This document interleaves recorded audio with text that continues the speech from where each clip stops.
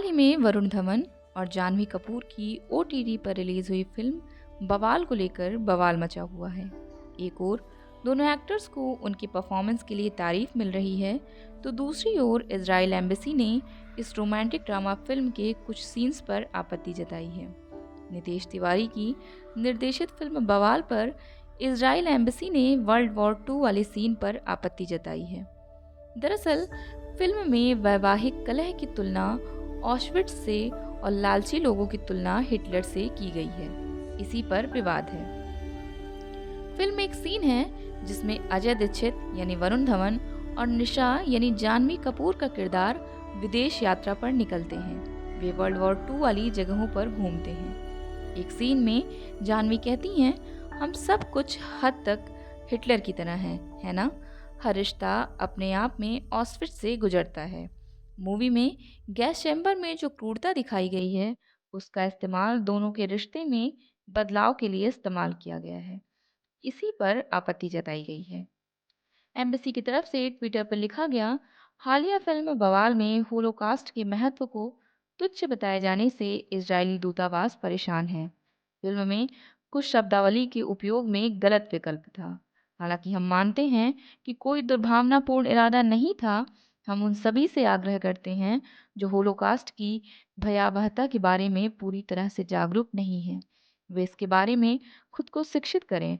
हमारा दूतावास इस महत्वपूर्ण विषय पर शैक्षिक सामग्री का प्रचार प्रसार करने के लिए लगातार काम कर रहा है और हम होलोकास्ट से प्राप्त सार्वभौमिक सबक की बेहतर समझ को बढ़ावा देने के लिए सभी व्यक्तियों के साथ बातचीत में शामिल होने के लिए तैयार हैं।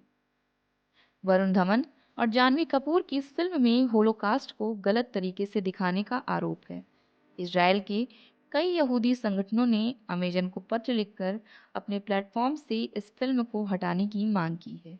इस फिल्म पर भारत में इजरायली दूतावास ने भी बयान जारी किया है और भावनाओं का सम्मान करने की अपील की है। कई यहूदी संगठनों का आरोप है कि लाखों लोगों की सुनियोजित हत्या और अत्याचार को फिल्म में बहुत ही संवेदनहीन तरीके से दिखाया गया है। ऐसे में सवाल उठता है कि होलोकास्ट क्या था और इजराइल में इसे लोगों में ऐसी भावनाएं क्यों हैं।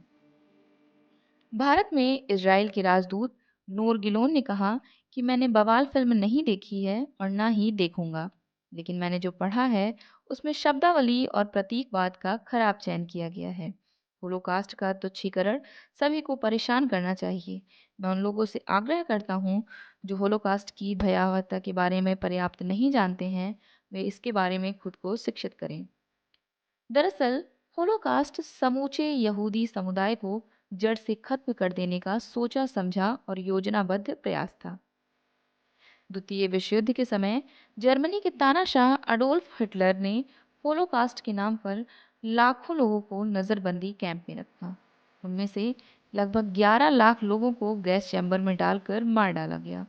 दूसरे हजारों लोग नजरबंदी कैंप में ठंड और भुखमरी से मर गए। इजराइल इसे नाजी जर्मन शासन और उसके सहयोगियों के द्वारा लगभग 60 लाख यहूदियों का व्यवस्थित सरकार प्रायोजित उत्पीड़न और हत्या बताता है। यह एक ऐसी प्रक्रिया थी जो द्वितीय विश्व युद्ध के समय 1933 और 1945 के बीच पूरे यूरोप में हुई। होलोकास्ट की आधिकारिक शुरुआत 1933 से मानी जाती है, जब जर्मनी में हिटलर की नाजी पार्टी सत्ता में आई। इसका अंत 1945 में द्वितीय विश्व युद्ध के खात्मे के साथ हुआ। इन मारे गए यहूदियों की याद में इजराइल समेत पूरी दुनिया में हर साल 27 जनवरी को होलोकास्ट मेमोरियल डे मनाया जाता है। होलोकास्ट की शुरुआत नाजी जर्मनी में हुई थी, जो देखते ही देखते पूरे यूरोप में फैल गया, खासकर उन देशों में जो हिटलर और नाजी जर्मनी का समर्थन कर रहे थे। इसने यूरोप की लगभग पूरी यहूदी आबादी को प्रभावित किया। उस वक्त यानी 1933 में यूरोप में यहूदियों की संख्या 90 लाख के आसपास थी। जनवरी 1933 में एडोल्फ हिटलर को चांसलर नियुक्त किए जाने के बाद जर्मनी में होलोकास्ट शुरू हुआ। उसने यहूदियों को जर्मन आर्थिक, राजनीतिक, सामाजिक और सांस्कृतिक जीवन से बाहर कर दिया और उन पर देश छोड़ने का दबाव बनाने लगा। धीरे धीरे यहूदियों का उत्पीड़न जर्मनी से बाहर भी फैल गया। 1938 में हिटलर ने नाजी जर्मनी का विस्तार करना शुरू किया और जर्मनी के पड़ोसी ऑस्ट्रिया, चेक रिपब्लिक और सुडेनलैंड पर कब्जा कर लिया। इसके बाद सितंबर 1939 में जर्मनी ने पोलैंड पर हमला शुरू किया। अगले 2 साल में जर्मनी ने सोवियत संघ के पश्चिमी हिस्से पर कब्जा कर लिया। उसने इटली, हंगरी, रोमानिया और बुल्गारिया के साथ गठबंधन बनाया, जिसमें जापान भी शामिल था। 1939 में जर्मनी द्वारा विश्व युद्ध भड़काने के बाद हिटलर ने यहूदियों को जड़ से मिटाने के लिए अपने अंतिम हल यानी फाइनल सॉल्यूशन को अमल में लाना शुरू किया। उसके सैनिक यहूदियों को कुछ खास इलाकों में ठूंसने लगे, उनसे काम करवाने, उन्हें एक जगह इकट्ठा करने और मार डालने के लिए विशेष कैंप स्थापित किए गए, जिनमें सबसे ज़्यादा कुख्यात था ऑश्विट्ज़। हिटलर ने पोलैंड का ऑश्विट्ज़ में यहूदियों के लिए सबसे बड़ा डिटेंशन सेंटर खोला था। हिटलर के किलर मशीन कहे जाने वाले एसएस के सैनिक पूरे यूरोप से यहूदियों को पकड़कर यहाँ लाते थे। उनमें से जो कोई काम लायक नहीं होता था उसे गैस चैम्बर में डालकर मार दिया जाता था। जो काम लायक बचता था उससे अमानवीय तरीके से काम सिर्फ लिया जाता था और सिर्फ काम करने लायक ही रहे इतना ही जिंदा रखा जाता था। कैंप में सभी यहूदियों की पहचान मिटाकर उनके हाथों पर एक नंबर लिख दिया जाता था। यहूदियों को ना तो खाना दिया जाता था और ना ही पानी। बीमार पड़ने पर उन्हें मार दिया जाता था। जो कोई विरोध करता था उसे इतनी खौफनाक मौत दी जाती थी जिसे देखकर कोई बगावत की जरूरत न कर सके। पोलैंड का ऑस्विट्ज़ हिटलर की हैवानियत का सबसे बड़ा सेंटर था। यह नाजी हुकूमत का सबसे बड़ा नज़रबंदी शिविर था। नाजी खुफिया एजेंसी एसएस यहाँ पर यूरोप के सभी देशों से यहूदियों को पकड़ कर ले आती थी। जहाँ पहुँचते ही उनमें से कई लोगों को गैस चैम्बर में डालकर मार दिया जाता था। वहीं कई ऐसे भी थे जिन्हें काम करने के लिए जिंदा रखा जाता था। उनकी पहचान मिटाकर उनके हाथ पर एक नंबर अंकित कर दिया जाता था जिससे उनकी पहचान होती थी। इस दौरान उन्हें मरने तक यातनाएं दी जाती थीं। उनके सिर के बाल उतार लिए जाते थे, कपड़ों की जगह चीथड़े पहना दिए जाते थे। इसके बाद उन्हें बस जिंदा रहने के लिए ज़रूरी खाना दिया जाता था। इतना ही नहीं, उन्हें तब तक यातना दी जाती थी जब तक वे निष्क्रिय नहीं हो जाते थे। जो ज़्यादा कमज़ोर हो जाते थे, जिनसे काम नहीं लिया जा सकता था, उन्हें बारी बारी से गैस चैम्बर में ले जाकर मार दिया जाता था। युद्ध के 6 साल के दौरान नाजियों ने तकरीबन 60 लाख यहूदियों की हत्या कर दी, जिनमें 15 लाख बच्चे थे। नाजी नेतृत्व का कहना था कि दुनिया से यहूदियों को मिटाना जर्मन लोगों और पूरी इंसानियत के लिए फ़ायदेमंद होगा।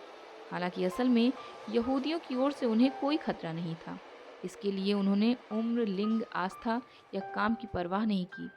यहाँ आने के बाद कैदियों के बाह में एक नंबर गोद दिया जाता था। उस दिन के बाद से कोई भी अपना नाम नहीं ले सकता था।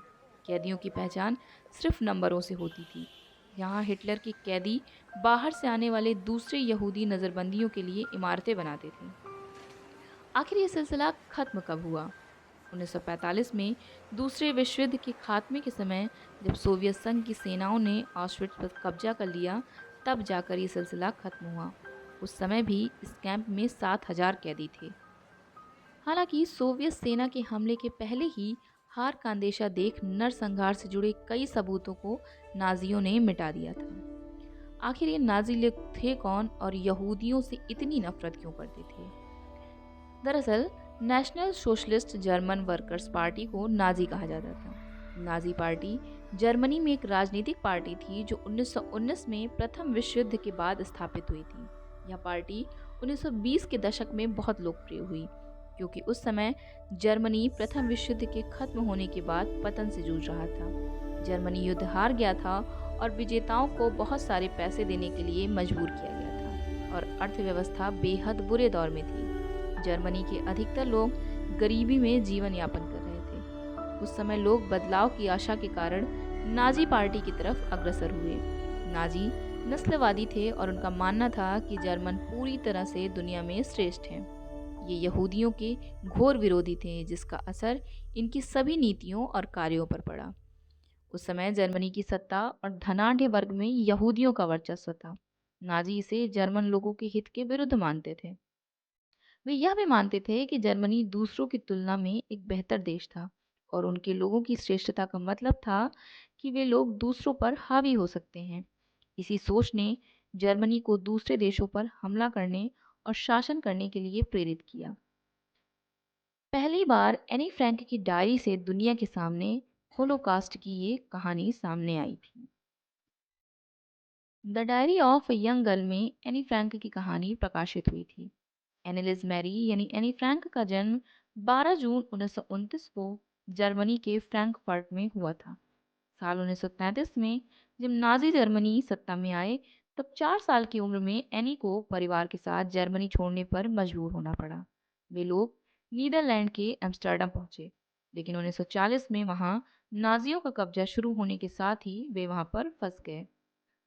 वहां भी जब यहूदी लोगों पर अत्याचार बढ़ने लगा, तब जुलाई 1942 में इस परिवार ने एनी के पिता के दफ्तर की इमारत में स्थित गुप्त कमरों में शरण ली और वहीं पर रहने लगा। करीब 2 साल बाद उनके साथ एक साथी ने विश्वासघात किया और एनी का पूरा परिवार गिरफ्तार हो गया। अन्य यहूदियों की तरह उन्हें भी यातना शिविरों में भेज दिया गया। गिरफ्तारी के 7 महीने बाद एनी की टाइफाइड की वजह से हबर्जन बेल्शन कंसंट्रेशन शिविर में मौत हो गई। एक हफ्ते पहले ही एनी की बहन ने भी दम तोड़ दिया था। परिवार में सिर्फ एनी के पिता जीवित बचे, जो युद्ध खत्म होने के बाद एम्स्टर्डम लौटे। वहां उन्होंने एनी की एक डायरी देखी, जिसे उसने छुप छुप कर बिताई गई जिंदगी के दौरान लिखा था। काफी प्रयासों के बाद पिता ने यह डायरी 1947 में प्रकाशित करवाई। इस डायरी का डच से अनुवाद हुआ और 1952 में यह the diary of a young girl शीर्षक से अंग्रेजी में प्रकाशित की गई। यह डायरी एनी को उसके 13वें जन्मदिन पर मिली थी। इसमें उसने 12 जून 1942 से 1 अगस्त 1944 के बीच का अपने जीवन का घटनाक्रम। यह डायरी एनी को उसके 13वें जन्मदिन पर मिली थी। इसमें उसने 12 जून 1942 से 1 अगस्त 1944 के बीच का अपने जीवन का घटनाक्रम बयां किया था। इस डायरी का कम से कम 67 भाषाओं में अनुवाद हुआ और यह दुनिया की सबसे ज़्यादा पढ़ी जाने वाली किताब बन गई। यह डायरी कई नाटकों और फिल्मों की बुनियाद बनी। एनी फ्रैंक को उसकी लेखनी की गुणवत्ता और होलोकास्ट की सबसे मशहूर और चर्चित पीड़ितों में से जाना जाता है। वह उन 10 लाख यहूदी बच्चों में से थी जिन्हें होलोकास्ट में अपने बचपन, परिवार और जिंदगी से हाथ धोना पड़ा।